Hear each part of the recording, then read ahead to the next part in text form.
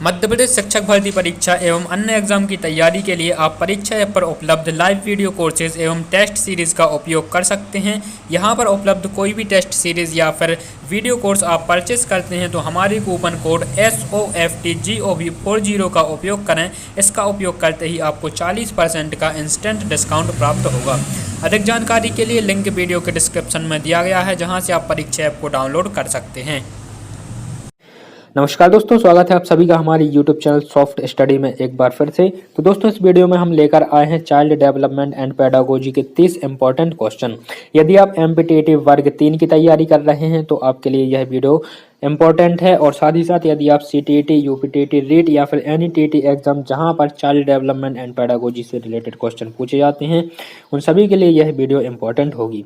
यहाँ पर कभी कवर किए गए सभी क्वेश्चन आपके एग्जाम पैटर्न पर आधारित हैं। सेम पैटर्न आपको एग्जाम में देखने को मिलेगा। ठीक है, तो शुरू करेंगे पहले क्वेश्चन के साथ में। उम्मीद है कि आपको यह वीडियो पसंद आएगी। वीडियो पसंद आए तो लाइक करें और शेयर करें ज़्यादा से ज़्यादा अपने दोस्तों तक। और यदि आप चैनल पर नए हैं तो चैनल को सब्सक्राइब कर बेल आइकन को प्रेस करना ना भूलें। तो यह आपके लिए एक मॉक टेस्ट होगा। वीडियो के अंत में आपको बताना है कि 30 में से आपके कितने मार्क्स आए हैं, कितने क्वेश्चन आपके सही हुए हैं। ठीक है, तो पहला क्वेश्चन आपकी स्क्रीन पर है, लिखा हुआ है संज्ञानात्मक क्षेत्र का सही क्रम क्या है। संज्ञानात्मक क्षेत्र का सही क्रम क्या है? तो 4 ऑप्शन आपके सामने है। इसमें से इसका जो सही आंसर हो जाएगा ऑप्शन डी, ज्ञान, अवबोधन, अनुप्रयोग, विश्लेषण एवं संश्लेषण और मूल्यांकन जो है ये संज्ञानात्मक क्षेत्र का सही क्रम है। आप चाहें तो इसे कहीं पर नोट कर सकते हैं। ज्ञान, अवबोधन, अनुप्रयोग, विश्लेषण, संश्लेषण और मूल्यांकन। नेक्स्ट क्वेश्चन की तरफ चलते हैं। क्वेश्चन नंबर 2 आपकी स्क्रीन पर है, लिखा हुआ है निम्न में से कौन सा अच्छे शिक्षण की विशेषता नहीं है। निम्न में से कौन सा अच्छे शिक्षण की विशेषता नहीं है? तो 4 ऑप्शन में से इसका जो आपका करेक्ट आंसर हो जाएगा स्वेच्छाचारी। ऑप्शन नंबर सी जो है ये स्वेच्छाचारी शिक्षण की विशेषता नहीं है। नेक्स्ट क्वेश्चन है क्वेश्चन 3, लिखा हुआ है अभिप्रेरणा का प्रत्याशा सिद्धांत किसके द्वारा दिया गया है। अभिप्रेरणा का प्रत्याशा सिद्धांत किसके द्वारा दिया गया है ये आपको बताना है। तो इसका जो सही आंसर हो जाएगा option C, Victor Vroom. Victor Vroom एक अमेरिका के मनोवैज्ञानिक हैं और इनके द्वारा जो है अभिप्रेरणा का प्रत्याशा सिद्धांत दिया गया है। नेक्स्ट क्वेश्चन की तरफ चलते हैं। क्वेश्चन नंबर 4 आपकी स्क्रीन पर है, लिखा हुआ है अग्रिम व्यवस्थापक प्रतिमान किस परिवार से संबंधित है। अग्रिम व्यवस्थापक प्रतिमान किस परिवार से संबंधित है ये आपको बताना है। तो इसका जो आपका सही आंसर है ऑप्शन बी, सूचना प्रक्रियाकरण। ठीक है, सूचना प्रक्रियाकरण इसका करेक्ट आंसर हो जाएगा। अगले क्वेश्चन की तरफ चलते हैं इसी के साथ और ये हो जाएगा आपका क्वेश्चन नंबर 5, लिखा हुआ है कौंसलों के स्थानांतरण के लिए कौन सा उपयोगी है। कौंसलों के स्थानांतरण के लिए निम्न में से कौन सा उपयोगी है? तो इसका जो आपका आंसर है ऑप्शन सी, कौंसल अंतरण एक गति है ना कि उद्देश्य। ठीक है, कौंसल अंतरण एक गति है ना कि उद्देश्य। ये जो है कौंसल के स्थानांतरण के लिए एक उपयोगी तथ्य। नेक्स्ट क्वेश्चन की तरफ चलते हैं और यह है क्वेश्चन नंबर 6, लिखा हुआ है निम्न में से कौन सा शिक्षण का सूत्र नहीं है। निम्न में से कौन सा शिक्षण का सूत्र नहीं है? तो 4 ऑप्शन आपके सामने हैं। चारों को हम यहाँ पर एक एक करके पढ़ लेते हैं। ऑप्शन नंबर ए है अनिश्चितता से निश्चितता की ओर बढ़ना, दृश्य से अदृश्य की ओर बढ़ना, सरल से कठिन की ओर बढ़ना या फिर निगमन से आगमन की ओर बढ़ना। ठीक है, तो इसका जो करेक्ट आंसर हो जाएगा ऑप्शन नंबर सी, ये जो है ये शिक्षण का सूत्र नहीं है। इसके अलावा आगमन से निगमन की ओर बढ़ना एक शिक्षण का सूत्र है, ये आपको बताना है। निगमन से आगमन की ओर बढ़ना शिक्षण का सूत्र नहीं है। ठीक है, नेक्स्ट क्वेश्चन की तरफ चलते हैं और यह है क्वेश्चन नंबर 7, लिखा हुआ है सूक्ष्म शिक्षण चक्र का प्रथम पद क्या होता है। सूक्ष्म शिक्षण चक्र का प्रथम पद क्या है? तो यहाँ पर जो सूक्ष्म शिक्षण चक्र का आपका प्रथम पद है वो है आपका ऑप्शन बी, इसका करेक्ट होगा योजना बनाना। जो है ये सर प्रथम पद है शिक्षण चक्र का। इसके बाद में हमारा आता है शिक्षण के लिए पाठ योजना तैयार करना, ये पहला। नेक्स्ट है आपका शिक्षण, फिर उसके बाद प्रतिपुष्टि, उसके बाद पुनः पाठ योजना। नेक्स्ट है इसके बाद हमारा पुनः शिक्षण और इसके बाद आता है हमारा पुनः पुष्टि। ये आपको याद रखना है, ये जो है शिक्षण के चक्र हैं। ठीक है, नेक्स्ट क्वेश्चन की तरफ चलते हैं और ये है हमारा क्वेश्चन नंबर 8, लिखा हुआ है निम्न में से कौन सा अवबोध स्तर से शिक्षण में शामिल है। निम्न में से कौन सा अवबोध स्तर के शिक्षण में शामिल है। अवबोध स्तर के शिक्षण में शामिल है, ये आपका ऑप्शन नंबर डी इसका करेक्ट होगा अन्वेषण। ठीक है, नेक्स्ट है क्वेश्चन नंबर 9, लिखा हुआ है शैक्षिक सुधारों में प्रभावी विकेंद्रीकरण तभी संभव होगा। शैक्षणिक सुधारों में प्रभावी विकेंद्रीकरण तभी संभव होगा तो जब खंड व संकुल संदर्भ केंद्रों की भागीदारी बढ़े, स्थानीय संदर्भ व्यक्ति उपलब्ध हों, अध्यापकों के पास संसाधन और प्रासंगिक सामग्री भी मौजूद हो। तो इसका जो आपका करेक्ट आंसर हो जाएगा ऑप्शन नंबर डी। ठीक है, ये तीनों ऑप्शन इसके सही होंगे। ठीक है, नेक्स्ट क्वेश्चन की तरफ चलते हैं। क्वेश्चन नंबर 10 आपकी स्क्रीन पर है, लिखा हुआ है एक छात्र पढ़ रहा है, उसका नाम लेकर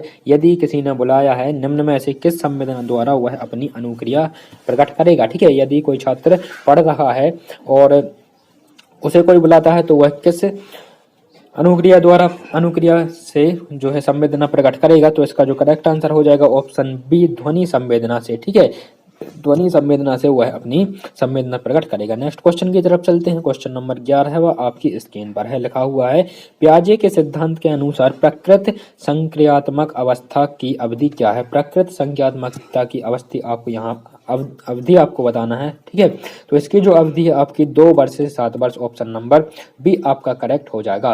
पियाजे ने जो है 4 अवस्थाएं बताई हैं संक्रियात्मक विकास की, जिसमें से पहली है आपकी संवेगात्मक गामक अवस्था। ठीक है, जो जन्म से 2 वर्ष तक रहती है। दूसरी है आपकी पूर्व संक्रियात्मक अवस्था, जिसे हम प्रकृत संक्रियात्मक अवस्था के नाम से भी जानते हैं। और तीसरी है हमारी, और ये रहती है 2 से आपकी 7 वर्ष तक। और इसके बाद में हमारी जो तीसरी अवस्था है जो वो है आपकी मूर्त संक्रियात्मक अवस्था, जो रहती है आपकी 7 से 12 वर्ष तक। और फिर इसके बाद आती है हमारी अमूर्त या फिर औपचारिक संक्रियात्मक अवस्था, जो आप इसकी अवधि रहती है 12 से 15 वर्ष तक। ये आपको याद रखना है। नेक्स्ट क्वेश्चन की तरफ चलते हैं, और ये है हमारा क्वेश्चन नंबर 12वां, लिखा हुआ है निम्न में से कौन सी बाद की बाल्यावस्था के बौद्धिक विकास की विशेषता नहीं है। बाद की बाल्यावस्था कि बौद्धिक विकास की विशेषता आपको बताना है कौन सी नहीं है। तो इसका जो करेक्ट आंसर हो जाएगा भविष्य की योजना की सूझबूझ, ऑप्शन नंबर सी इसका करेक्ट होगा, भविष्य की योजना की सूझबूझ। इसी के साथ अगले क्वेश्चन की तरफ चलते हैं, और क्वेश्चन नंबर 13 आपकी स्क्रीन पर है, लिखा हुआ है इनमें से कौन मनोवैज्ञानिक भाषा विकास से संबंधित है। इनमें से कौन मनोवैज्ञानिक भाषा विकास से संबंधित है, ये आपको बताना है। तो इसका जो करेक्ट आंसर आपका हो जाएगा ऑप्शन नंबर बी, चॉम्स्की जो है यह मनोवैज्ञानिक भाषा विकास से संबंधित मनोवैज्ञानिक है। ठीक है, चॉम्स्की भाषा विकास से संबंधित हैं। वे भाषा वैज्ञानिक, दार्शनिक, राजनैतिक एवं एक्टिविस्ट एवं लेखक थे। ठीक है, तो ये आपको याद रखना है। नेक्स्ट क्वेश्चन है, क्वेश्चन नंबर नेक्स्ट लिखा हुआ है थर्नडाइक ने अपने सिद्धांत को किस शीर्षक से सिद्ध किया है। थर्नडाइक ने अपने सिद्धांत को किस शीर्षक से सिद्ध किया है, ये आपको बताना है। तो थर्नडाइक ने अपने सिद्धांत को अधिगम के प्रयास एवं भूल शीर्षक से सिद्ध किया है। इस सिद्धांत को संबंधवाद या उद्दीपक अनुक्रिया सिद्धांत भी कहते हैं। कौन सा? तो इसका जो करेक्ट आंसर हो जाएगा आपका ऑप्शन ए, अधिगम के प्रयास एवं भूल से इन्होंने सिद्ध किया है। इसके लिए हम जानते हैं उद्दीपक अनुक्रिया सिद्धांत के नाम से भी जानते हैं, ये आपको याद रखना है। नेक्स्ट क्वेश्चन है, क्वेश्चन नंबर 15 है, वह लिखा हुआ है गिरोह अवस्था किस आयु वर्ग एवं विलंब विकास से संबंधित है। गिरोह अवस्था किस आयु वर्ग एवं विलंब विकास से संबंधित है। तो ये हो जाएगा आपका 8 से 10 वर्ष एवं सामाजिकरण। ठीक है, ऑप्शन नंबर बी इसका करेक्ट होगा। 8 से 10 वर्ष एवं सामाजिकरण गिरोह अवस्था एवं विलंब विकास से संबंधित है। इस आयु में बालक या बालिका की सामूहिक प्रवृत्ति पर बल होता है। ठीक है, अगले क्वेश्चन की तरफ चलते हैं, और ये है हमारा क्वेश्चन नंबर 16 है, लिखा हुआ है पियाजे के अनुसार संज्ञानात्मक विकास की तृतीय अवस्था निम्न में से कौन सी है। तो इसे हम पहले डिस्कस कर चुके हैं। इसका जो करेक्ट आंसर हो जाएगा आपका ऑप्शन नंबर बी, जिसे हम मूर्त संक्रियात्मक अवस्था कहते हैं। ठीक है, इसका जो पहली अवस्था है वो है आपकी संवेदनात्मक गामक अवस्था। दूसरी है आपकी पूर्व संक्रियात्मक अवस्था या फिर प्रकृत संक्रियात्मक अवस्था। ठीक है, तीसरी है मूर्त संक्रियात्मक अवस्था, और चौथी है औपचारिक या फिर अमूर्त संक्रियात्मक अवस्था। नेक्स्ट क्वेश्चन है हमारा क्वेश्चन नंबर 17 है, लिखा हुआ है निम्न में से अधिगम में योगदान देने वाले मनोवैज्ञानिक कारकों में कौन सा शामिल नहीं है। निम्न में से अधिगम में योगदान देने वाले मनोवैज्ञानिक कारकों में कौन सा शामिल नहीं है, ये आपको बताना है। तो इसका जो आपका सही आंसर हो जाएगा ऑप्शन डी इसका सही होगा। ठीक है, विषय वस्तु का स्वरूप। ठीक है, ऑप्शन नंबर डी इसका सही होगा। विषय वस्तु का स्वरूप जो है अधिगम के योगदान देने में मनोवैज्ञानिक कारकों में शामिल नहीं है। ठीक है, नेक्स्ट क्वेश्चन है, क्वेश्चन 18वां, लिखा हुआ है निम्न में से सामाजिक मूल्य कौन सा है। निम्न में से सामाजिक मूल्य कौन सा है, ये आपको बताना है। तो इसका जो करेक्ट आंसर है आपका इनमें से जो सामाजिक व्यवहार या फिर सामाजिक मूल्य नहीं मूल्य है, तो ये है आपका सहायता परक व्यवहार। ठीक है, ऑप्शन नंबर सी ये आपका एक सामाजिक मूल्य है। ठीक है, और इसी के साथ हम अगले क्वेश्चन की तरफ चलते हैं। क्वेश्चन नंबर 19 आपकी स्क्रीन पर है, लिखा हुआ है पश्च अन्वेषण तथा साधन साक्ष्य विश्लेषण निम्न में से किसके उदाहरण है। पश्च अन्वेषण तथा साधन साक्ष्य विश्लेषण निम्न में से किसके उदाहरण है।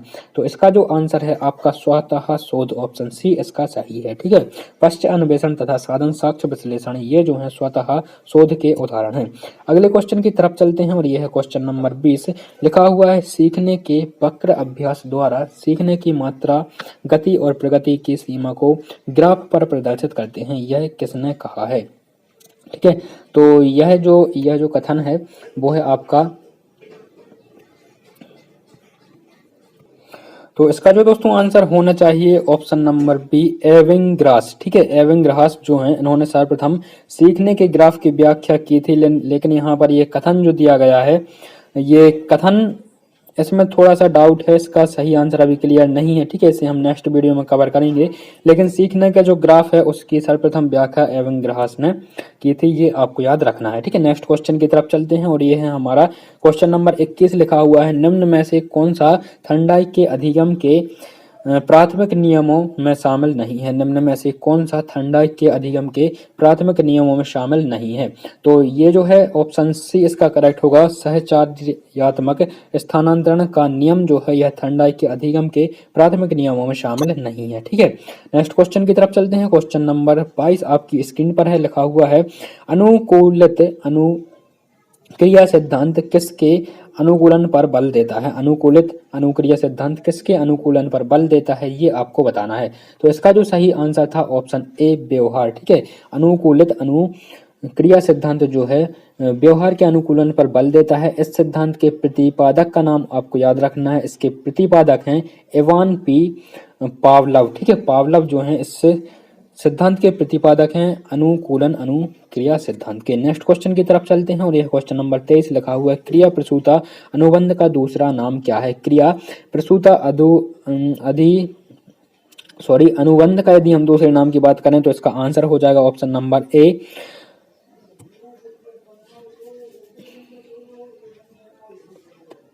ठीक है, ऑप्शन ए इसका करेक्ट होगा। नैमित्तिक अनुबंध जो है क्रिया प्रसूता अनुबंध का दूसरा जो है नाम है, और ये आपका स्किनर का सिद्धांत है। स्किनर ने इसके प्रतिपादित किया, क्रिया प्रसूता अनुबंध का जो प्रतिपादन किया था वो स्किनर द्वारा प्रतिपादित किया गया है, ये आपको याद रखना है। नेक्स्ट क्वेश्चन की तरफ चलते हैं और यह क्वेश्चन नंबर 24 लिखा हुआ है निम्न में से कौन सी अधिगम की एक विशेषता नहीं है। निम्न में से कौन सी अधिगम की एक विशेषता नहीं है, तो इसका जो करेक्ट आंसर हो जाएगा आपका ऑप्शन नंबर सी अधिगम का अवलोकन प्रत्यक्ष रूप से किया जा सकता है। अधिगम का अवलोकन प्रत्यक्ष रूप से किया जा सकता है, अधिगम की विशेषता नहीं है, जबकि ये अन्य तीनों जो हैं ये अधिगम की विशेषताएं हैं।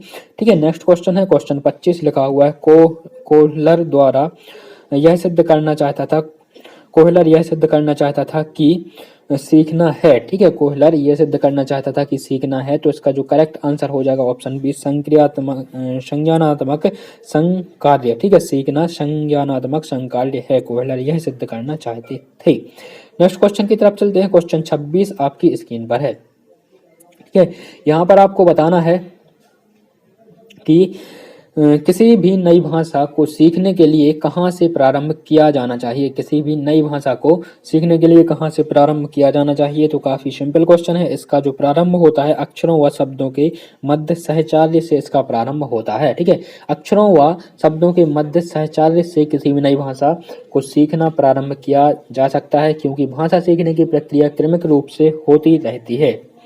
तो ये था क्वेश्चन नंबर 26। नेक्स्ट क्वेश्चन है 27 लिखा हुआ है समावेशी कक्षा में किस प्रकार के छात्र शामिल होते हैं। समावेशी कक्षा में किस प्रकार के छात्र शामिल होते हैं, ये आपको बताना है।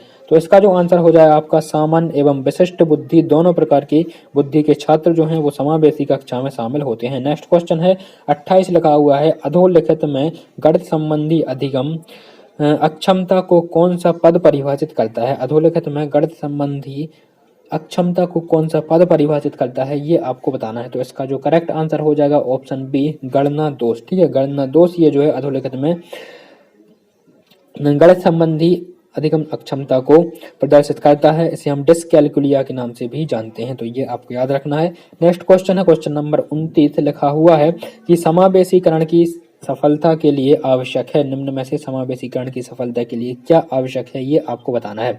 तो इसका जो आंसर हो जाएगा आपका संवेदनशीलता, ऑप्शन नंबर डी इसका करेक्ट होगा। संवेदनशीलता समावेशीकरण की सफलता के लिए आवश्यक है। नेक्स्ट क्वेश्चन है और इस वीडियो का लास्ट क्वेश्चन है, लिखा हुआ है निम्न में से कौन सा संवेग का तत्व नहीं है, निम्न में से कौन सा संवेग का तत्व नहीं है। तो संवेदी संवेग का तत्व नहीं है, ऑप्शन नंबर डी इसका करेक्ट होगा। संवेदी जो है संवेग का तत्व नहीं है, जबकि दैहिक, संज्ञानात्मक, व्यवहार तथा व्यवहारात्मक संवेग के तीनों तत्व हैं। तो ये था दोस्तों लास्ट क्वेश्चन। उम्मीद है कि अधिक से अधिक क्वेश्चन को आप लोग सॉल्व कर पाए होंगे। 30 में से आपके कितने मार्क्स यहाँ पर करेक्ट हुए हैं वो आपको कमेंट बॉक्स में कमेंट करना है। इसके अलावा आप किस सब्जेक्ट का मॉक टेस्ट चाहते हैं ये भी आपको कमेंट करना है, ठीक है। तो आपको उस पर्टिकुलर सब्जेक्ट पर वीडियो यहाँ पर प्रोवाइड करा दी जाएगी। और उम्मीद है कि आपको यह वीडियो पसंद आई है। वीडियो पसंद आई तो इसे लाइक करें, शेयर करें ज़्यादा से ज़्यादा अपने दोस्तों तक, और यदि आप चैनल पर नए हैं तो चैनल को सब्सक्राइब करके बेल आइकन को प्रेस करना ना भूलें नेक्स्ट वीडियो की नोटिफिकेशन सबसे पहले पाने के लिए। मुलाकात होगी आपसे इसकी नेक्स्ट वीडियो में, तब तक के लिए नमस्कार, जय हिंद, वंदे मातरम।